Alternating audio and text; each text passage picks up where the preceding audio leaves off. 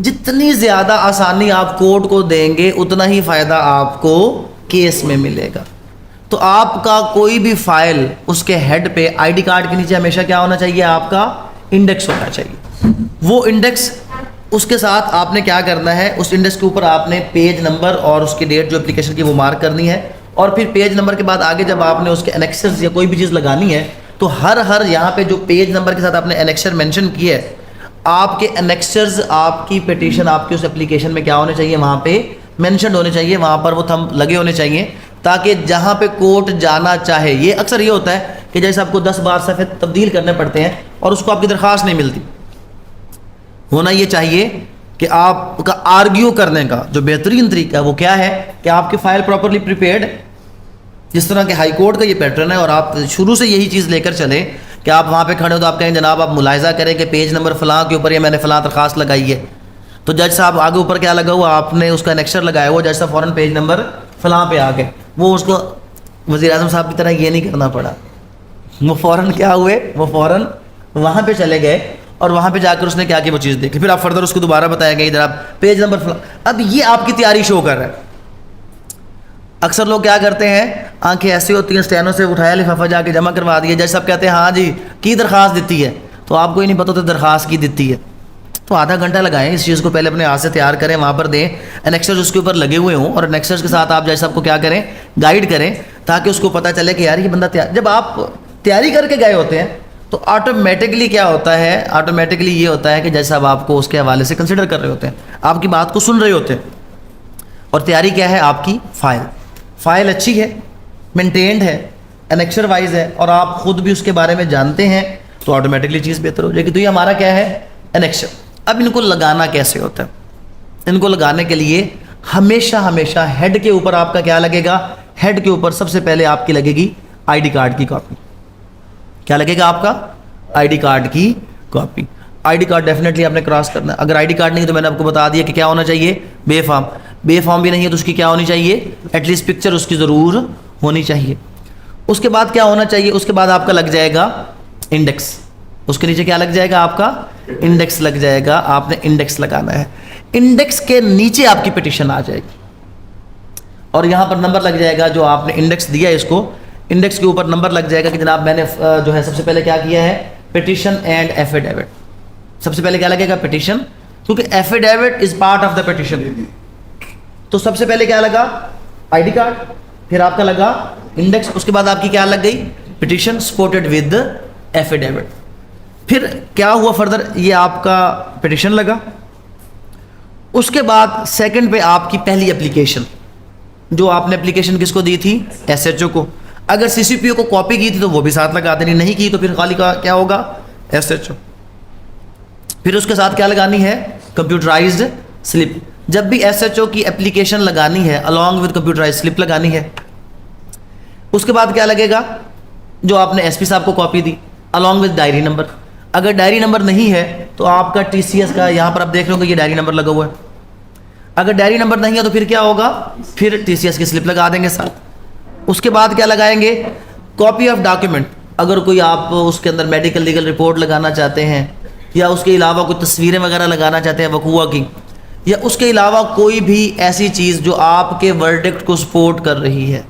आप अगर चेक के हवाले से कोई एफआईआर कटवाना चाहते हैं तो फिर उस चेक का यहाँ पे आप कॉपी जो है वो लगा देंगे।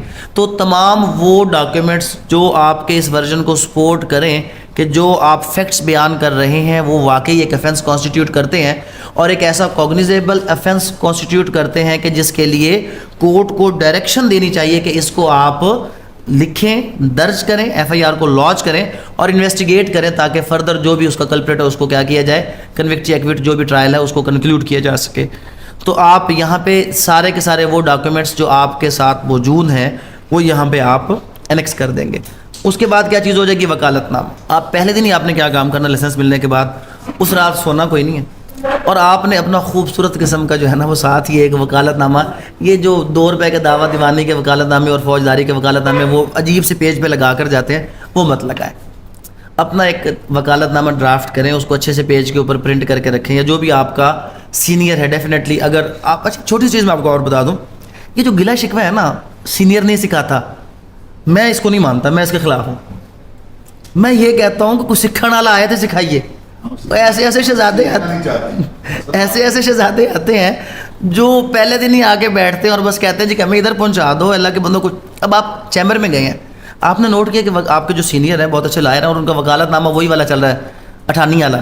तो आप कॉपी मैं आपको दे दूँगा, आप उनका वकालतनामा ड्राफ्ट करके जब पहले दिन रखेंगे कि जनाब सर देखें आज के बाद हम ये वकालतनामा देंगे, तो थोड़ा सा जैसे भी सीनियर सख्त मिजाज होगा वो कहेगा नहीं नहीं ए बंदा की है कामद है, ठीक है यार इसने अच्छी चीज़ की है। अगर आपको पिटिशन फाइल करना आती होगी, कोई भी ऐसी चीज़ आपको ड्राफ्ट करना आती होगी, मैं हमेशा कहता हूँ यंग लायर्स के लिए कि आप पहला जोर जो है ना इन चीज़ों पे लगाएं, ड्राफ्टिंग फाइलिंग, केस फाइल तैयार करना।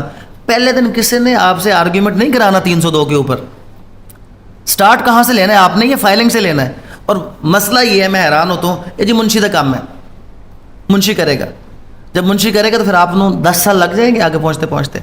और अगर आप ये सीख लेंगे तो आप 6 महीने में खुद इस काबिल हो जाएंगे कि किसी की भी केस को इंडिपेंडेंटली ले जा सकें। फिर आपको ये नहीं कहना पड़ेगा जाके जी सीनियर साहब वो हाई कोर्ट गए हुए हैं तो आप लाइसेंस होल्डर नहीं है और जिस अदालत में पेश हो रहे हैं क्या आप उसके सामने पेश होने के काबिल नहीं है ना, पेश हो रही है ना। तो कुछ अगर आता होगा तो यहीं से स्टार्ट हो जाएगा। तो ये ड्राफ्टिंग, ये लेकिन ड्राफ्टिंग ये कंप्यूटर नहीं है, ये ड्राफ्टिंग थ्योरी के ऊपर बेस करती है। जब तक आपको उस सेक्शन की, पंजाबी में कहते हैं इची बिची, ईच एंड एवरीथिंग, जब तक नहीं पता होगी आप ड्राफ्ट नहीं कर सकते। और ड्राफ्टिंग के अंदर आप जब तक केस ला पढ़ के आपके अंदर वो नॉलेज नहीं होगा कि कोर्ट के पास क्या है, क्या डायरेक्शंस आ चुकी हैं, क्या जजमेंट्स, क्या वर्डिक्ट पहले आ चुके हैं, आप उस वक्त तक नहीं कर सकेंगे। तो आपने जो आदत अडेप्ट करनी है वो सुनने की थोड़ी, पढ़ने की ज़्यादा। जितना ज़्यादा आप पढ़ने की आदत अडेप्ट करेंगे उतनी ही आसानी। कोई मामला आ गया है तो बजाय इसके पहले 5 बंदों से पूछें, पहले आप किताब उठा लें, इसको खुद पढ़ लें, आपको बहुत सी चीज़ें क्लियर हो जाएंगी। तो यहाँ पे आपने क्या कर लिया, वकालतनामा लगा दिया साथ। वकालतनामा मैंने आपको बताया कि कोशिश करें कि क्या होगा, ये सबसे नीचे आपका वकालतनामा लगेगा। ये इसकी एक तरतीब आ गई फाइल के हवाले से।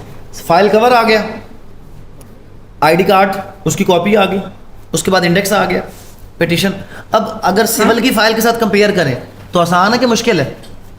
उसमें तो बहुत कुछ था ना। उसमें तो जनाब दावा दीवानी सेट लगा लें, उसके अंदर तो जनाब डॉक्यूमेंट्स रिलाइड अपॉन भी लगाने हैं, लिस्ट ऑफ विटनेसेस भी लगानी है, लिस्ट ऑफ लीगल रिप्रेजेंटेटिव भी लगाना है। वो तो पूरा इतना बड़ा वो दत्था जाके बनाना था हमने, इसमें तो कुछ है ही कोई नहीं। खाली एक क्या हो गई आपका आईडी कार्ड की कॉपी, वो तो डेफिनेटली हर जगह पे है ही है। इंडेक्स है ऑप्शनल लेकिन बनाए तो बेहतर है।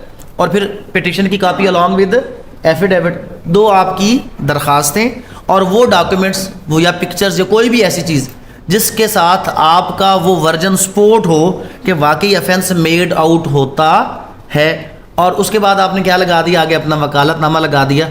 ये टोटल आपकी क्रिमिनल फाइल तैयार हो गई, इसमें और कोई भी ऐसी चीज़ नहीं है। टोटल पैसे कितने लगने हैं? 8 रुपये, 5 रुपये की टिकट पिटिशन के ऊपर। उसके बाद आपका क्या होगा, 3 रुपये की टिकट आपके वकालतनामे के ऊपर। और उसके बाद आपने जो 50-100 रुपये देना है ओथ कमिश्नर से क्या करवाना है, उसको अटेस्ट करवा लिया। और अगला फ़र्क कितना पड़ा, 3 या 4 पेज ऊपर ये पिटीशन ही जाती है। ये दावा नहीं है कि जो 25, 30, 35 पेज पे चले जाते हैं। ये 3-4 पेज की पिटीशन है।